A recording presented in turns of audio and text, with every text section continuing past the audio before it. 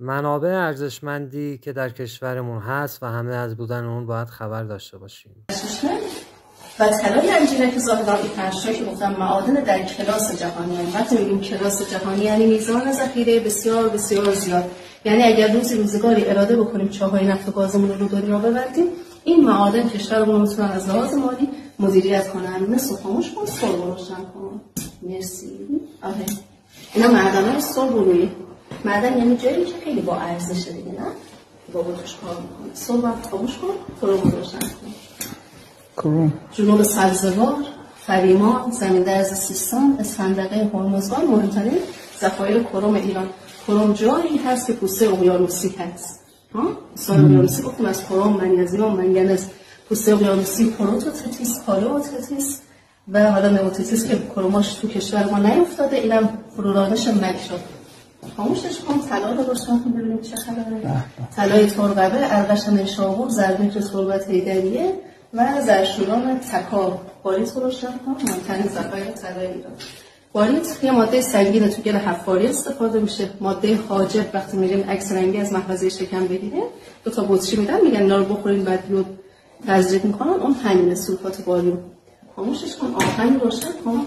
این آهنگ کجای مرغان؟ اونجا کجاست؟ فریمان. نه فریمان اینجا. سنگان خاک. معدن سنگان خاک. معدن‌های حوزه باف. اینا آهن‌های باز بزرگ ایران، ذخایر بسیار بزرگ ایران. این آهن‌ها تو دریا روشن شدن چیه؟ اینجا چیه؟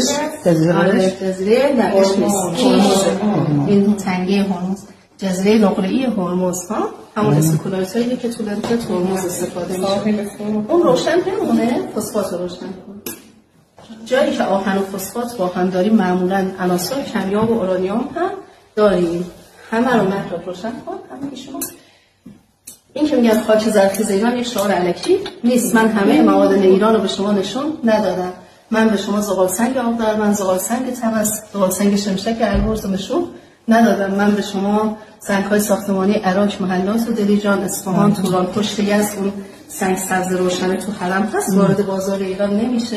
پاندای مشهد وارد بازار ایران نمیشه، صادرات میشه. مارشال مشهد، غیبی مشهد، مرمر عسلی مشهد. من به شما نشون ندادم. به شما ذخایر شورابه‌ای ایران رو نشون ندادم. این شورابه‌های ما غنی از بر، لیتیوم، گچ، نمک، پتاس هست. نقش اصلیش اینه، درسته؟